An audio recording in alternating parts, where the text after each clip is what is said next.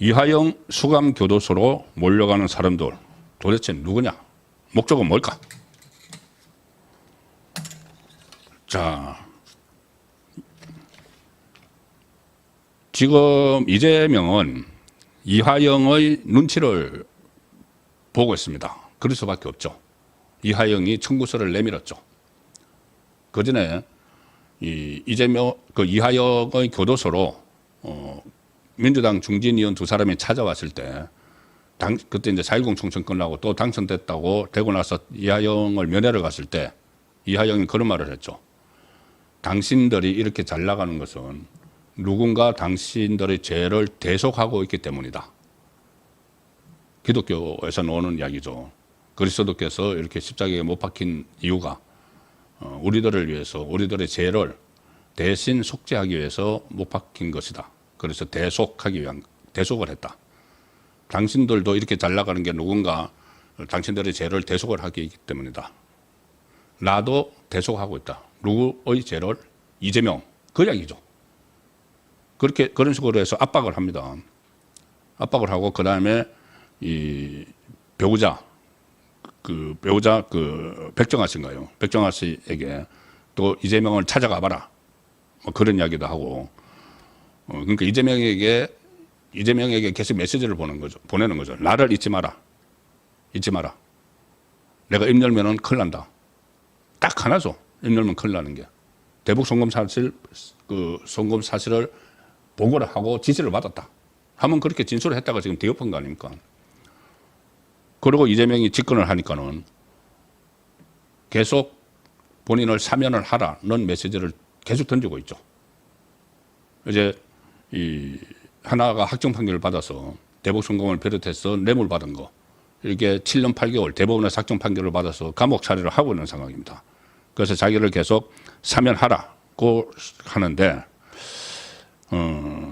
지금은 사면을 하기도 어려울 뿐더러 왜냐하면 다른 재판이 진행되고 있죠. 하나가 이재명하고 공범되어 있는 거. 어쨌든 그래도 이재명은 그런 거 따지지 않으니까 사면을 해줄 수도 있지만 사면을 하면은 본인이 공범이라는 걸 또 확인을 시켜주는 그런 결과가 되는 겁니다. 그래서 아마도 이화영과 뭔가 지금 협상을 벌이는 게 아닌가. 감옥에 있는 이화영과 사람들을 막 보내서 지금 당장 하면은 그러니까 좀 기다려 달라고 하든지 그리고 폭로를 막으려고 입막음을 하려고 좀 기다려 달라고 하든지 지금은 하면은 역풍이 불어서 잘못하면 나까지 망해. 뭐 이렇게 메시지를 던지든지 그런 움직임이 있는 것 아닌가 싶은 그 자료가 하나 나왔습니다. 뭐냐면은 주진우 국민의힘 의원실이 법무부로부터 제출받은 이화영 지금 감옥 생활을 하는 이화영의 접견 서신 현황 자료가 오늘 공개가 됐습니다. 주진우 의원실이 법무부에게서 자료 요구를 해서 받은 거죠. 거기 보면은 이화영이 대북 송금 사건으로 구치소에 입소한 2022년 9월 27일부터 지난달 19일, 가장 최근이죠. 6월 19일까지 외부인과 접견한 기록이 1013번 접견을 했다. 외부인과. 월 평균 30.9회. 그럼 하루에 한 건이죠. 하루에 한 명씩 외부인을 접견을 한 거죠. 월 평균 30.9회니까. 1인을 만나서 접견을 했다. 이 기간에 가족 그리고 지인 간 진행하는 일반 접견이 489회, 변호인 접견이 511회, 이틀에 다 한 번꼴이죠. 가족 지인을 만나는 접견, 변호인 접견. 그리고 정치인을 비롯해서 이 특별한 사람, 소위 말하는 특별한 사람과 만나는 장소 변경 접견이 있죠. 특별 면회라고 하는 거. 그것도 13번 있었다. 그리고 서신, 편지가 같은 기간에 총 886건을 주고받았다. 보낸 거는 69건인데 받은 거는 817건을 받았다. 편지 안에 그런 내용을 쓰지는 않겠죠. 그리고 주진우 의원은 이화영의 영치금 입금 내역도 제출하라 했습니다. 왜냐하면 영치금을 도대체 이제 어디서 막 보냈을까 그걸 봐야죠. 지금 그 전에 정경심이 뭐 2년 있으면서인가요? 뭐 2억 얼마 영치금 받았죠. 그리고 조국도 지금 엄청나게 영치금 막 쌓이고 있을 겁니다. 그러면 이제 지지자들이 보낸 것도 있고 또 어떤 뭐 성격 이상한 갈 수도 있는데 그런데 이제 영치금 입금 내역은 법무부가 이 사생활 비밀 이런 것을 침해할 우려가 있어서 제출이 어렵다 이렇게 답변이 왔는데 자 주진우 위원회는 이렇게 합니다. 이렇게 이야기를 합니다. 변호사 조력이 511회가 있었는데 확정 판결을 받은 상황에서 굳이 변호사 조력이 왜 필요한가? 이 변호사가 가서 변호사 이 접견은 시간 제한이 없습니다. 그리고 따로 이렇게 접견설이 따로 있죠. 그럼 거기서 무슨 대화들이 오고 갔을까? 그리고 변호사 접견이 이틀에 한 번꼴로 했는데 지금 하나는 확정 판결이 됐죠. 그리고 또 하나는 재판이 진행이 시작도 안 됐죠. 그건 이제 또 지금 이재명하고 공범 사건인데 이재명은 또 그것도 추후 지정할 거고 이하영만 따로 할지는 모르겠지만은 어쨌든 그 시작도 안 했죠. 그런데 왜 변호인 조력이 그렇게 필요한가? 1000번 넘는 접견에서 무슨 말이 오갔겠는가?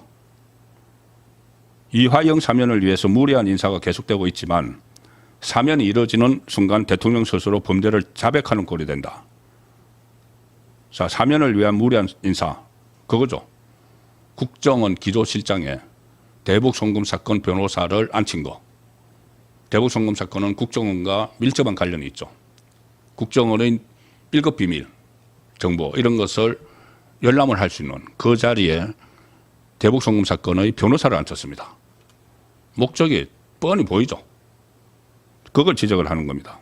무리한 인사 그리고 또 민정수석실에 이 법률과 관련되는 민정수석실에 대북송금 사건을 비롯한 이재명의 변호사들을 대거 배치한 거 이런 부분들을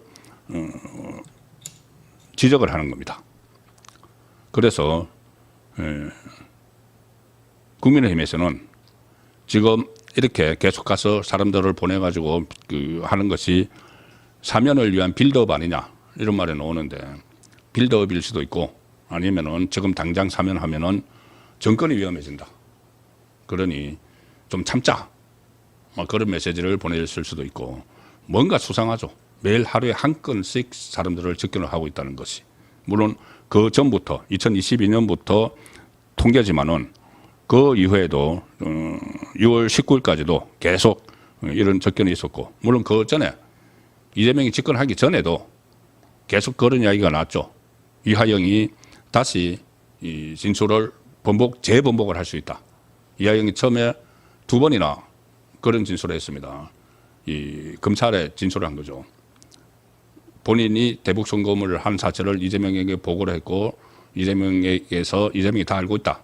그걸 했는데 그다음에 부인이 그때 법정에서 막 소동을 벌이고 그리고 부인과 이 박찬대가 뭐 통화를 하고 막 이런 과정을 거치고 나서 이하영이 말이 바뀌었죠. 아, 그 대북송금 보고했다는 것은 내가 연어회 얻어먹고 검찰청에서 술판 보려고 해서 내가 회유당해서 한 거야. 그렇게 했죠. 그런데 그걸 지금 이재명이 지금까지 했는데 자기를 풀어주지 않으면은 거짓을 했던 말이 진짜야. 이렇게 할 수가 있으니까는 집권하기 전에도 할 수가 있으니까는 그때도 이재명 대표 쪽에서 수시로 이렇게 사람을 보냈다. 그리고 집권하고 나서도 지금 보내고 있다. 이렇게 해석이 가능해지는 겁니다. 그래서 지금 이 대북송금 가지고 이 뭐 배상윤 씨 뭐 인터뷰 SBS하고 인터뷰 하나 한 것 가지고 말도 안 되는 그 뭐 대북송금은 이재명 도지사와 관련 없다. 이거 하나를 가지고 뭐 해외에서 3년째 도피 중인 사람의 말 하나를 가지고 별 이야기를 다 하고 있죠. 무슨 뭐 검찰의 조작 기소 대응 TF 어제 말씀드린 거 TF를 발족을 시키는 거 하면은 특검을 하자는 이야기도 하고 이 또 그 재심 청구를 하자. 뭐 이하영에 대해서 온갖 말들이 다 나오고 있는데 저는 국민의힘에서 이거 다 받아들였으면 합니다. 다 받아들이자. 그래 당신들 TF 만들어서 그러면은 검찰이 그 조작 기소를 했으면은 고발을 해. 검찰을 고발을 해. 그러면 이제 다시 법원으로 가겠죠. 법원으로 가면은 지금 대법원에서까지 확정 판결을 받은 이야기입니다. 이하영이 대북송금.